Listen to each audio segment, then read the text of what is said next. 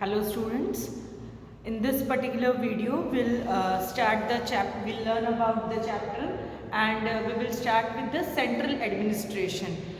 See on page number, as I am telling you, see on your screen, we have to start.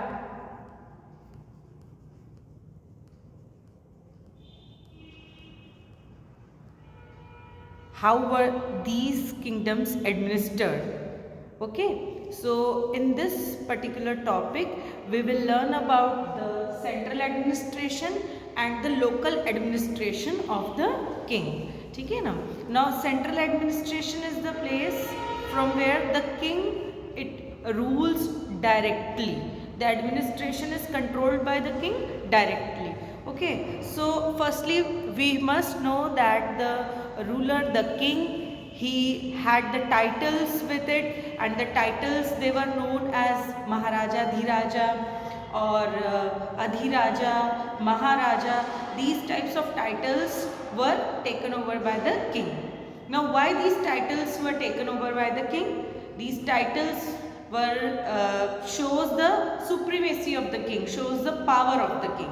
Okay, and in the administration, to show the supremacy, the king used to perform different type of rituals also, like Ashwamedha Yagna. We have read about the Ashwamedha Yagna in our previous chapters also.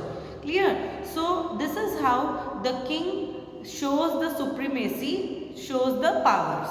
Clear? Now about the administration. The king is assisted by several council of ministers. There were several ministers, there were several posts in the ministry. Now I am telling you about all the posts. See, these are the points which show you the post, but I will tell you all the posts line wise. You may write them along with their meanings. Now there were several posts in the administration like the Mahadandanayak. Mahadandanayak. Dand ka matlab kya hota hai? Any type of punishment. So this post must be related to the judiciary. Clear? So the meaning of this post is the chief judicial officer.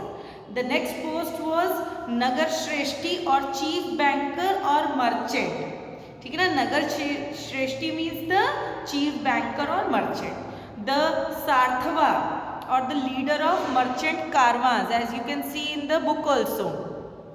ठीक है? Then Sandhi Vigraha. संधि विग्रह means जोड़ने वाला व्यक्ति. Minister of war and peace, मतलब war भी declare करता था और पीस भी स्थापित, यानी लोगों को जोड़ता भी था. Clear? And all these post were hereditary. There were some other post also as sandhi vigraha, like the Prathama Kulika. You can see on the next page Prathama Kulika और the chief craftsman or the head of the kayas, also known as scribe. Now scribe is a person who used to write the accounts, who used to make the copy of the accounts. Clear?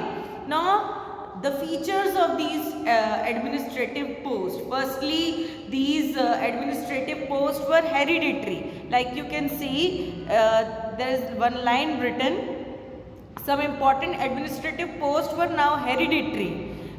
Example is of poet Hari Sena. He was Mahadandanayak like his father. That means his father was also Mahadandanayak. Clear? So that means the posts were hereditary. They were successively transferred from father to son. Clear? Then the important post, the person could have more than one administrative post. See the second point. Sometimes one person held many offices. For instance, Mahadandanayak Hari Sena was also a Kumaramatya. Kumaramatya means an important officer. He was also Sandhi Vigrahika. As I have told you, the officer of war and peace. Now is that clear? These are all the examples. These are all the features of the post. Clear? Now these all posts or administrative posts were all influential posts, because there were many rich bankers, rich merchants who used to influence the administration. Clear? And these kings, the rulers become powerful because of these administrative administrative assistants. But when the king becomes weak, then all these powerful person who are the ministers who work under the king, they themselves become independent and they sometimes set up their own kingdoms also. Clear? So this is important point, that the king should be powerful to control all these administrative posts also. ठीक है ना? Now we'll come to the next strength of the king, that is army, a new kind of army. Now you always know that army is the king's strength. Clear? So apart from a strong these administrative posts, the army should be well organized. Now the king's army consists of infantry, that is the foot soldiers, cavalry, that is the horsemen. It also consisted of the elephants, it also consisted of the chariots. Clear? And it has some military leaders who were known as Samant, who used to control all these military affairs. Clear? They used to organize the army. And how they organize the army? They must need finance also. So for the finance, the revenue, the lands were given to them, through which they will realize the tax. Clear? So that they could maintain the army. Clear? In this post also, when the king becomes weak, this Samant could become independent. ठीक है ना? But that is only possible when the king becomes weak. Is that clear to everyone? Now next we should know about the local administration also. We have read about the central administration. Now local administration के बारे में पढ़ना है, इसका मतलब हमें क्या पढ़ना है? The local units, because at that time the whole empire was divided into towns, cities, districts and of course villages. The villages were the smallest working unit in an empire. Clear? And there were some village elder people. Now what these village elder people they used to do? They used to administer the local administration. And there were some town representatives also who used to administer the town. ठीक है ना? Now town administration is a little bit large administration, so the town ministers will require some other ministers to assist them, like the scribes, ठीक है ना? Like the representatives. ठीक है ना? What is the meaning of scribe? You all people know. Scribe is a person who used to make the copies of the documents. Clear? So this is how the local and the village administration was maintained at that time. Clear? Now we must know that this administration runs with the help of assemblies, and there were 3 types of assemblies in the local administration. One was Sabha, one was Ur, and third was the Nagaram. First was the Sabha, then the Ur and the Nagaram. Now we'll discuss about the Sabha. A Sabha is the assembly of Brahmins found in the villages where all the land was owned by the Brahmins. That means it was a Brahman association.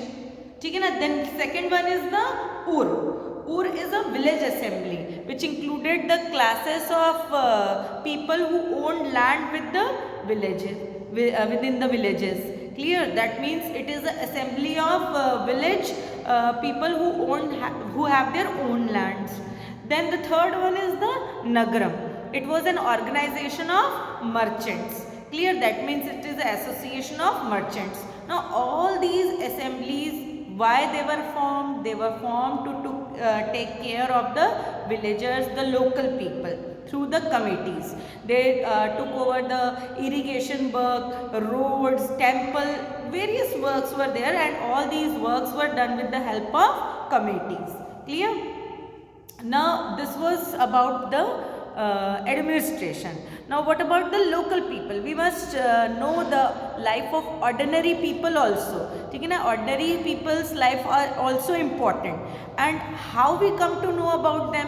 ठीक है ना? As I've told you earlier also, there were many sources through which we come to know about the life of the ordinary people at that time. ठीक है ना? So there were books at that time which give us the knowledge about the ordinary people. You have read about these books earlier also. The Kalidas, there were many plays written by Kalidas, the Abhijanan Shakuntalam, ठीक है ना. Then there were Banabhatta's Prashastis, Harshcharita will give us the life sketch of Harshvardhan and his empire. Then there were several travelers who have written their travelogue like the Fayan and the Yun Sang. ठीक है ना. All these accounts give us a great knowledge about the people at that time, the society of that time. Clear? Now let us discuss about all these documents, all these accounts. Now the literature, it is an important part of the account, and we must know that the literature is an important source of history. ठीक है ना. It is always a literary source is very important. Now the literature of the period, it deals with mainly the court life, ठीक है ना, life of the upper classes. It throws a light on the social values. They are written in Sanskrit language, so there were some Sanskrit plays which tell us about the women and the common people, ठीक है ना, who speak which language? The common language was Prakrit language. Agriculture was the main occupation of the people. Caste system was rigid at that time, ठीक है ना. There were many caste and subcaste, and of course the practice of untouchability was also famous at that time. It was also prevailed at that time. Many travelers who came to in this time period, they were shocked to see the untouchability, the practice of untouchability. The untouchables, they used to do the unclean work. They live outside the city, ठीक है ना. These all things were described in the plays, ठीक है ना. There was one play Abhijanan Shakuntalam, ठीक है ना, about the story of Dushyant and a woman named Shakuntala. A description was given, and a short story in this, you can see this paragraph in which a short story about a ring was given, in which the Shakuntala was given a ring by the king, and accidentally that ring was swallowed by a fish. Or when the Shakuntala went to the palace to show that I am the known person to the king, she was stopped there, and the gatemen, they accused him of theft. ठीक है ना. तो this is how the story, it reveals us that at that time also the social relations were there, ठीक है ना. The life of the people was difficult at that time, and they used to write these plays in simple languages also, so that the people could understand, ठीक है ना. So this is how the literature helps us to know about the people. And of course the literature of the travelers also, like the Chinese pilgrim Fayan, Yun Sang, they also toured the city, and they saw this thing that the untouchables, they used to live in a very miserable and bad condition, ठीक है ना. And all these things were written by them in their books, their accounts, ठीक है ना, which we read today. Then Banabhatta's account, Harshcharita, ठीक है ना, in which he has given about the picture of the king's army, that when the king's army it moved with various pomp and shows. There were drummers in it, there were potters in it, there were army men in it, elephants, chariots, and huge trumpets were there. And ये भी एक चीज़ इसमें बहुत important कही गई है कि the whole world was swallowed up in dust. अब डस्ट कब उड़ती है? जब एक बहुत बड़ा प्रोसेशन मूव करता है. लेकिन यहाँ पे स्वैलोड का मतलब है destroyed, the destruction that was left after the procession moved on. The army, when it moved on, it was having elephants also, it was having oxen also. So these animals, they were troubled by the noise, as you have written, scared by the tumult. Tumult means what? The loud noise. So because of this, the animals were disturbed, and they used to trample all the things which come in their way. So this is how destruction, a scene of destruction was seen when the kings, they moved with a procession. And the villagers, they used to offer things to the king like gifts and tributes like curd, gourd, flowers. Even they provided fodder for the animals. So this is how the pomp and show of procession shows the supremacy of the king. Okay, na? So this is how the king was, this king administered and having a powerful sketch. We come to know it from the accounts of the travelers. Okay, na? Now we must, and even the prashastis also, and even different accounts of the poets and the dramatists also. Now we must know what is happening elsewhere in the world. This is the last part, and this is very important also because Arabia, which is famous for its merchants and sailors.